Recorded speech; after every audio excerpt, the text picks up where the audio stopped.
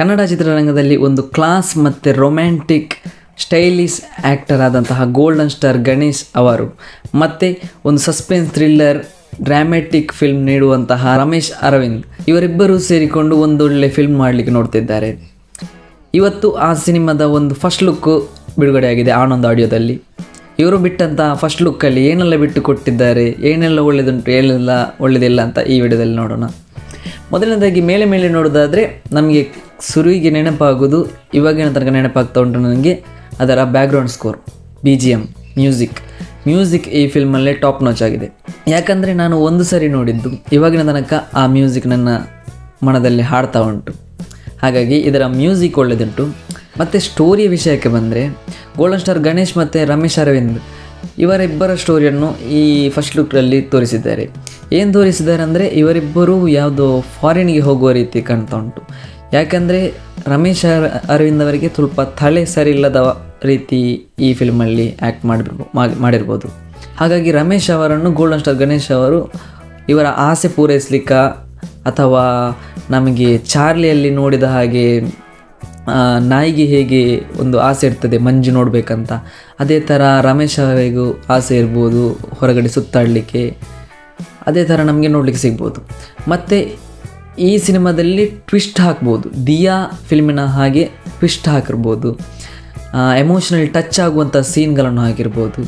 ಮತ್ತು ನಾವು ಈ ಮೊದಲೇ ನೋಡಿದಂತಹ ಸೀತಾರಾಮಂ ನೋಡಿದ್ದೆಲ್ಲ ಆ ರೀತಿಯಲ್ಲಿ ನಮಗೆ ಒಂದು ಲವ್ ಸ್ಟೋರಿ ಆ್ಯಂಗಲನ್ನು ನೋಡಿ ಹುಚ್ಚನ ರೀತಿಯಲ್ಲಿ ಮಾಡ್ಬೋದು ಅಂತ ನನಗೆ ಅನಿಸ್ತಾ ಉಂಟು. ಮತ್ತು ಮೇಲಿನಲ್ಲಿ ನೋಡುವಾಗ, ಫಸ್ಟ್ ಲುಕ್ಕಲ್ಲಿ ನೋಡುವಾಗ ಕಣ್ಣಿಗೆ ತಂಪಾಗ್ತದೆ. ಈ ಸಿನಿಮಾದ ವಿಜುವಲ್ಸ್ ಒಳ್ಳೆಯದಿರ್ಬೋದು, ನೋಡುವಾಗ ಒಂದು ಫೀಲ್ ಆಗ್ತದೆ, ರಿಚ್ ಆಗಿ ಮಾಡಿದ್ದಾರೆ ಅಂತ ಫೀಲ್ ಆಗ್ತದೆ ನಮಗೆ. ಹಾಗಾಗಿ ವಿಜುವಲ್ಸ್ ಇದು ಒಳ್ಳೆಯದಿರ್ಬೋದು.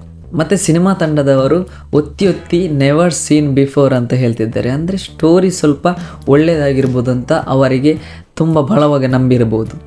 ಹಾಗಾಗಿ ನಾವು ಸಹ ಎಕ್ಸ್ಪೆಕ್ಟ್ ಮಾಡ್ಬೋದು ಒಂದು ಒಳ್ಳೆ ಸ್ಟೋರಿ ಇರುವ ಫ್ಯಾಮಿಲಿ ಆಡಿಯನ್ಸ್ ಎಲ್ಲರೂ ನೋಡುವಂತಹ ಎಮೋಷನಲಿ ಟಚ್ ಆಗುವಂತಹ ಸಿನಿಮಾವನ್ನು ಗಣೇಶ್ ಮತ್ತು ಅರವಿಂದ್ ಅವರ ನಟನೆಯ ಮೂಲಕ ಬರುವಂತಹ ಯುವರ್ ಸಿನ್ಸಿಯರ್ಲಿ ರಾಮ್ ಫಿಲ್ಮಲ್ಲಿ ನೋಡ್ಬೋದಂತ.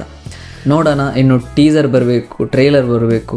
ಆದಷ್ಟು ಬೇಗ ಒಳ್ಳೆ ಫಿಲ್ಮ್, ಒಂದೊಳ್ಳೆ ಸ್ಟೋರಿಯಲ್ಲಿ ಒಂದೊಳ್ಳೆ ಫಿಲ್ಮ್ನಲ್ಲಿ ಇವರು ಥಿಯೇಟರಿಗೆ ಕರೆಸ್ಕೊಂಡು ನಮ್ಮನ್ನು ಅಳಿಸ್ತಾರಾ, ಕೂಗಿಸ್ತಾರ, ನಗಿಸ್ತಾರ, ಎಂಟರ್ಟೈನ್ ಮಾಡ್ತಾರ, ಪೈಸಾ ವಸೂಲು ಫಿಲ್ಮ್ ಮಾಡ್ತಾರ ಅಂತ ನೋಡಬೇಕು. ಪೈಸಾ ವಸೂಲು ಹೇಳೋದಕ್ಕಿಂತ ನಮ್ಮನ್ನು ಇವರ ಸಿನಿಮಾಕ್ಕೆ ನಮಗೆ ಒಂದು ಕನೆಕ್ಟ್ ಆಗುವ ರೀತಿ ಸಿನಿಮಾ ಮಾಡಿದರೆ ಒಳ್ಳೆಯದಿರ್ತದೆ. ಇಷ್ಟು ಹೇಳಿ ಈ ವಿಡಿಯೋವನ್ನು ಮುಗಿಸ್ತೇನೆ. ಗೋಟ್ ಸಿನಿಮಾದ ರಿವ್ಯೂ ಮಾಡಿದ್ದೇನೆ, ಅದನ್ನು ಕೂಡ ನೋಡಿ ಮತ್ತು ಸಬ್ಸ್ಕ್ರೈಬ್ ಮಾಡಿ. ಒಂದೇ ಸಬ್ಸ್ಕ್ರೈಬರ್ ಆದದ್ದು ಇಷ್ಟು ತನಕ.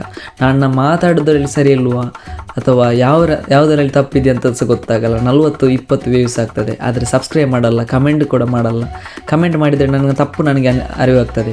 ನಾನು ಮುಂದಿನ ವಿಡಿಯೋದಲ್ಲಿ ಸರಿ ಮಾಡಲಿಕ್ಕೆ ನೋಡ್ತೇನೆ. ಹಾಗಾಗಿ ಕಮೆಂಟ್ ಮಾಡಿ ಹೇಳಿ ವಿಡಿಯೋ ಹೇಗೆ ಉಂಟಂತ.